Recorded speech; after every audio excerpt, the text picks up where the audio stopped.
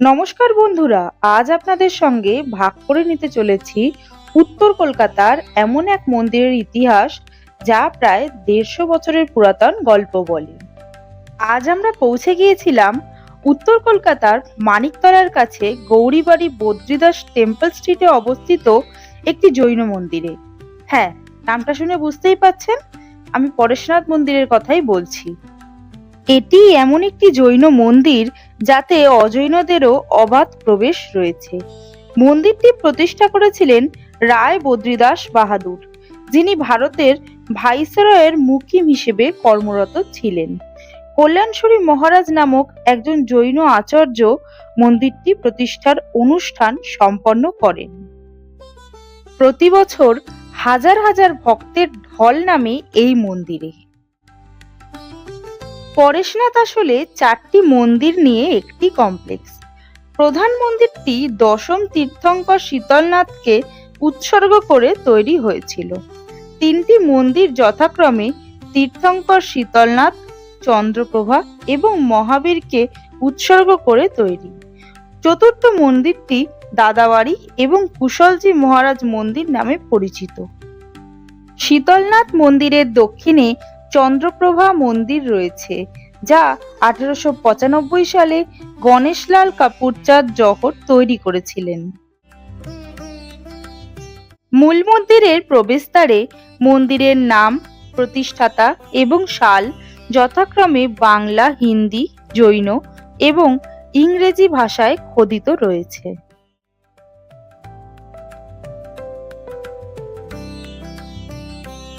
শীতলনাথ মন্দিরের প্রধান আকর্ষণ হলো চূড়াসহ পুরো মন্দিরটি কাঁচ ও মোজাইকের কাজ দিয়ে সজ্জিত। এই মোজাইক ও কাঁচের ফুল এবং জ্যামিতিক নকশার পাশাপাশি পশু এবং মানুষের মূর্তিও রয়েছে। এই মন্দিরে প্রতিটি ভাস্কর্য অতি নিপুণ হাতে নির্মিত এবং মূলত রাজস্থানী আদলে তৈরি।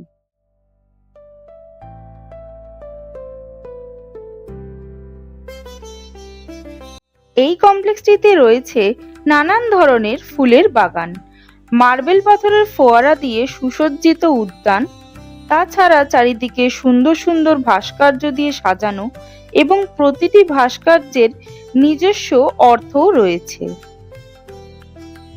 মন্দিরের ঠিক সামনেই রায় বদ্রীদাস বাহাদুরের একটি মূর্তি রয়েছে এবং পুরো প্রাঙ্গণ জুড়ে ল্যাম্পপোস্টগুলোর পাদদেশে সুন্দর কারুকার্য খচিত চকচকে টাইলস দিয়ে সাজানো হয়েছে।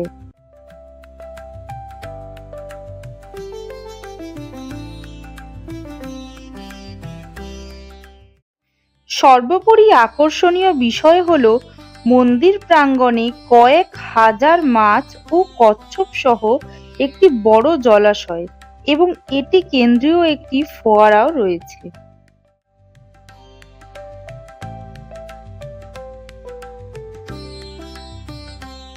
পূর্বে মন্দিরে আসা ভক্তদের জন্য মাছ ও পায়রাদের খাবার দেওয়ার ব্যবস্থা ছিল, তবে বর্তমানে দুর্ঘটনাবশত বহু মাছ মরে যাওয়ার কারণে বাইরে থেকে খাবার দেওয়া একদমই নিষিদ্ধ করে দেওয়া হয়। মূল মন্দিরে পৌঁছানোর জন্য একটি দীর্ঘ সিঁড়ি রয়েছে, যার মাধ্যমে কাঁচের দেয়াল ও সুন্দর ঝাড়বাতি দিয়ে সুসজ্জিত গর্ভগৃহে প্রবেশ করা যায়।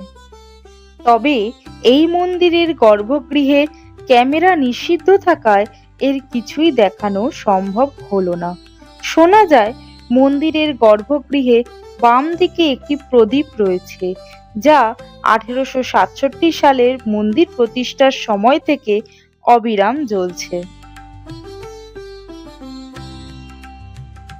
মূল চত্বরের ঠিক দক্ষিণে চন্দ্রপ্রভা মন্দিরটি অবস্থিত। এই মন্দিরটি 1895 সালে নির্মিত হয়েছিল এবং নির্মাণ করেছিলেন গণেশলাল কাপুরচাঁদ জহর। এই মন্দিরে প্রবেশের জন্য একই রকম একটি বড় তোরণের মধ্যে দিয়ে মন্দিরের অভ্যন্তরে যাওয়ার পথ রয়েছে। মন্দিরটির নকশাও একই রকম, তবে এতে মোজাইক ও কাঁচের অলঙ্করণ নেই এবং ভেতরের অংশ তুলনামূলক সাদামাটা। তৃতীয় এবং শেষ চত্বরটি শীতলনাথ মন্দিরের পূর্বে অবস্থিত এবং এটি শেষ জৈন তীর্থঙ্কর মহাবীরের প্রতি উৎসর্গীকৃত একটি মন্দির। এই পথটি দাদাবাড়ির গম্বুজাকৃতির মার্বেলের মণ্ডপের দিকে নিয়ে যায়, যেখানে বিখ্যাত জৈন সাধক জিন দত্ত কুশলসুরির পদচিহ্ন রয়েছে। এই চত্বরটি সাদা কালো মার্বেল পাথরে বাঁধানো পথ, ফোয়ারা এবং বিশাল পুকুর দিয়ে সুন্দরভাবে সজ্জিত। দুঃখের বিষয়, এই চত্বরটিতেও ফটো ভিডিও তোলা নিষিদ্ধ, তাই সম্পূর্ণভাবে দেখানো সম্ভব নয়। দাদাবাড়ির উত্তরে ভগবান মহাবীরের মন্দিরটি অবস্থিত, কিন্তু সেটি সারা বছর সাধারণ মানুষের জন্য খোলা থাকে না। শীতলনাথ মন্দির ছাড়াও এই চত্বরে জৈন তীর্থযাত্রীদের জন্য একটি অতিথিশালা সহ বেশ কয়েকটি স্থাপনাও রয়েছে। পরেশনাথ মন্দির কলকাতার অন্যতম উল্লেখযোগ্য জৈন মন্দির। শ্বেতাম্বরদের ভক্তিমূলক আচার অনুসারে দেবদেবীগণকে প্রায়শই বহু মূল্যবান পাথর, রত্ন এবং মূল্যবান ধাতু দিয়ে সাজানো হয়ে থাকে। পরেশনাথে ভাদ্র মাসে অর্থাৎ আগস্ট সেপ্টেম্বর সময়কালে পর্যুষণা নামে ৮ দিন ব্যাপী একটি উৎসব পালিত হয়। এই সময় জৈনরা অহিংসার অনুশীলনে পুনরায় প্রতিশ্রুতিবদ্ধ হন।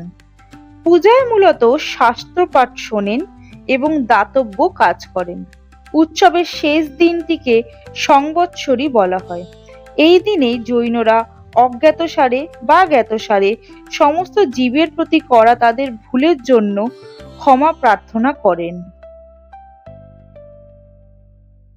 সর্বোপরি পরেশনাথ জৈন মন্দির উত্তর কলকাতার কেন্দ্রস্থলে শান্তির এক মরুদ্যান হিসেবে কাজ করে এবং শহরের অন্যতম সর্বধর্মের মানুষের মিলনক্ষেত্র হিসেবে একটি শান্তিপূর্ণ পরিবেশ প্রদান করে। আমাদের আজকের গল্পটি এই পর্যন্ত। পরবর্তীকালে এইরকম আরো ভিডিও দেখতে অবশ্যই লাইক, কমেন্ট এবং শেয়ার করতে হবে আমাদের ভিডিওগুলিকে।